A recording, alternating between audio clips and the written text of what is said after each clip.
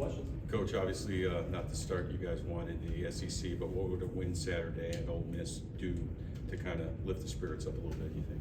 Well, I just think for us, it's, obviously we want to get the wins, but I think it's just things that we need to do a little bit harder, a little bit longer. We're doing some good things, having some good stretches, but we're kind of shooting ourselves in the foot, particularly last game with not taking care of the ball. Gave them a lot of easy opportunities. Probably 10 or 11 points there at the start of the game, and it's a 2-point game at the half. So it just says that our half-court defense has been really good.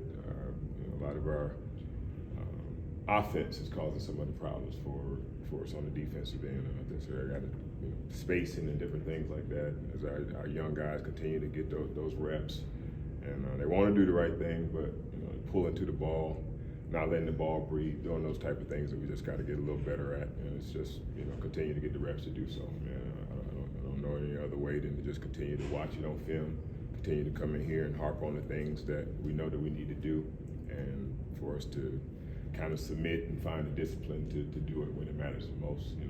It's one thing to do it in practice, but to do it under the lights and do it in the heat of battle, it takes some focus and it takes some discipline, and we got to continue to try to build that throughout our roster.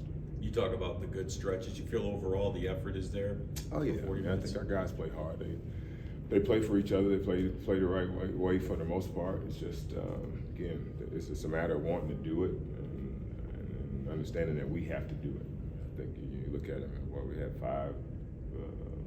five guys in double figures, maybe 6. I think guys that who had been playing well, and in particular one of the guys that wasn't in double figures. So it's just about I think we can find enough points. We just got to cut out the some of the transition things that we give up. We want to make sure that we can make teams play against our half court defense, which has been really good. I got no complaints there. It's just when we don't take care, we don't run our lanes in transition, and we're not disciplined there. See, we had some careless turnovers, and they're costly, and we got to try to avoid those. And I think you see the difference. Then we won't have to worry about the holes, those things to take care of themselves. The wins to take care of themselves once we do the things that we need to do to a little bit longer. You guys had been better taking care of the ball before LSU, 5-6 games with less than 10 turnovers. Was there a difference in LSU noticed, or was it something they did? They're a good defensive team.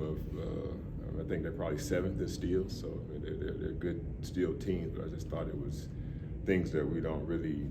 It's not our scheme, not what we do in transition. We want to run. We talked about trying to play a little bit faster, but we want to hit ahead and get the ball up the sideline and not throw cross-court passes. And a couple of those turnovers were cross-court passes that led to uncontested dunks. And so I think you take those away, we got a little bit less of a turnover number and more opportunities to go and score the basketball ourselves. And that's what it comes down to. These games are going to be in the margins, in the balance, and I think it gives us a better chance to actually get a play from ahead a little bit more without those mistakes. And but I think we're going to be there either way. We're going to have an opportunity to hang around and be in the game. We had an opportunity to win that game with 15 turnovers. So those are possessions that we would love to have back and try to get a shot at the rim for. Have there been any changes to Lee Dort's status with the program?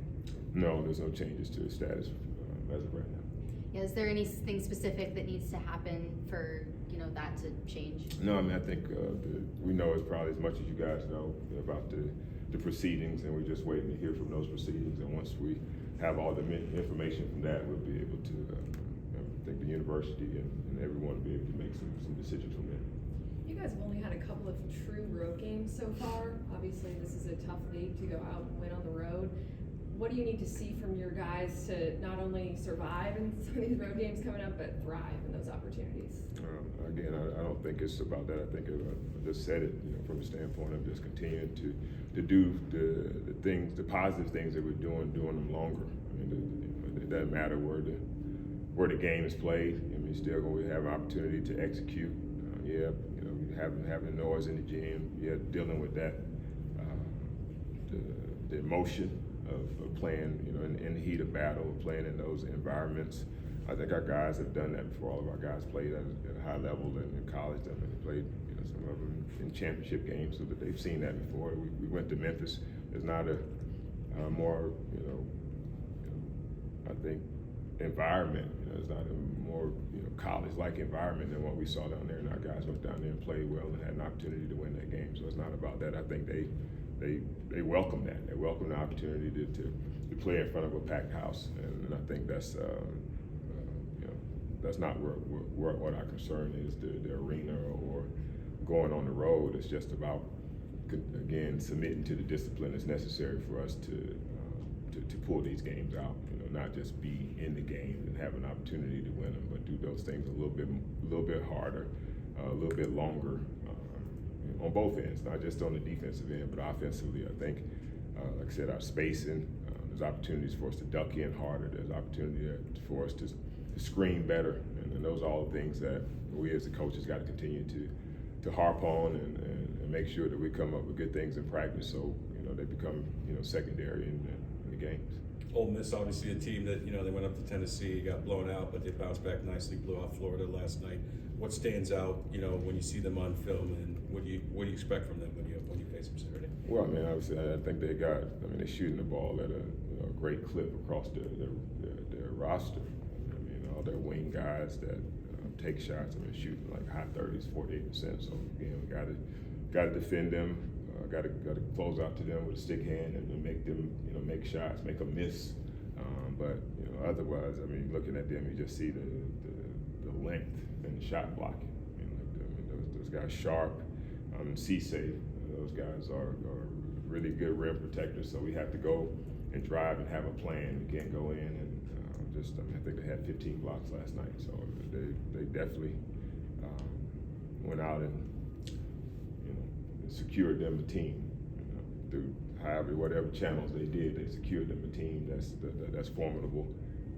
Obviously, we watched the Tennessee game, saw some of the things that they did, and feel like we play a little bit of a similar style. So if we execute, we can have some success. But if we go in again without a plan, not looking to make the extra passes and make them work on defenses and try to throw penny shots, what we like to call penny and nickel shots up at the rim, then that won't be to our advantage. We need to go in, play off two. I think we can get these guys. They're going to jump at everything. Maybe create some foul opportunities, but more so pull some triggers to where we can get some really good looks on the weak side if we're disciplined enough in our attack. What do you make of Tyler Tanner and Karis Ball and Jamie Vincent's skill sets? Those guys are talented. Obviously, really good scorer. Karis has been, shooting it at an unbelievable clip, scoring it at an unbelievable clip. I've been watching some of the things that he was doing. Tyler,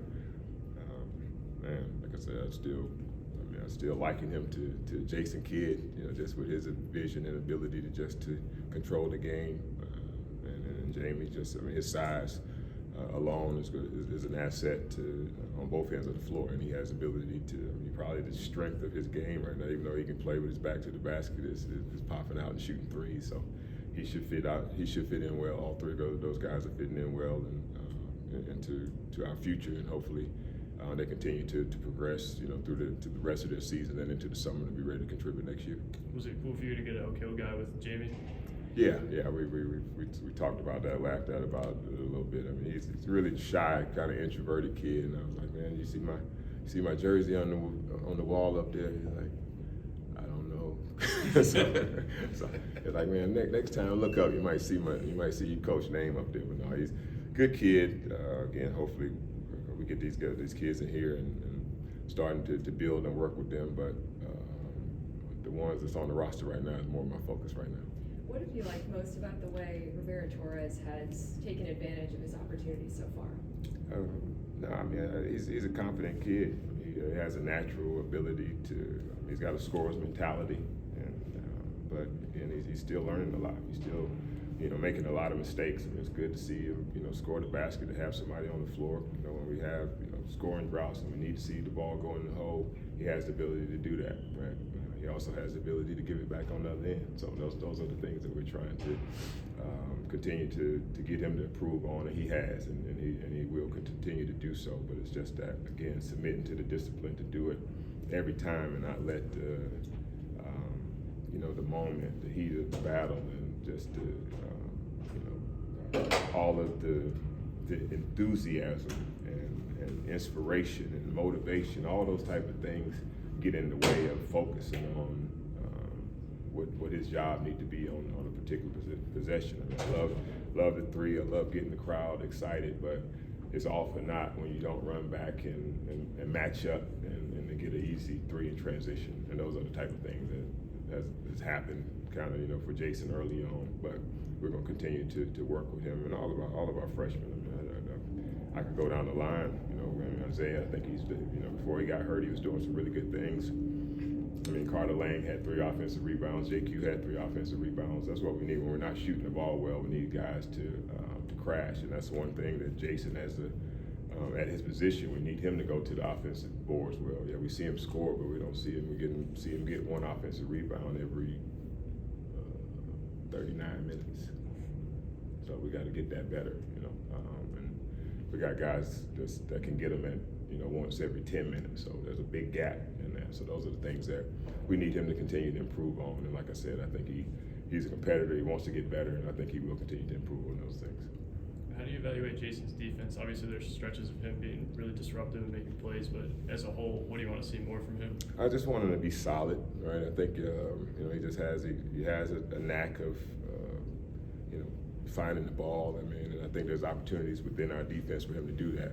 I think when we come in trap and we want to be aggressive, we want the guys in the trap just to be solid. And I think he has a tendency to want to reach and grab, and he gets his hands on some deflections, and he tricks the defense a little bit. He tricks the grading because of his deflections, and being as having natural instincts like that, we get positives for those deflections and steals and stuff. And he might have 5 mistakes, but he got 7 deflections. So it's like it looks like he's positive, but I'm not easily fooled. He's still got a way to grow, and but again, we'll help him with that. But he wants it. He wants it, but he's just not there yet. Just being solid, not having to make the home run play, not having to make the big steal, not having to make the look away pass. I mean, we all enjoyed that look away dunk that he gave to Ez, but they don't all have to be lookaways. They can just be simple plays, simple works too, and simple wins. And I think that's what we're continuing to try to hammer home with these guys.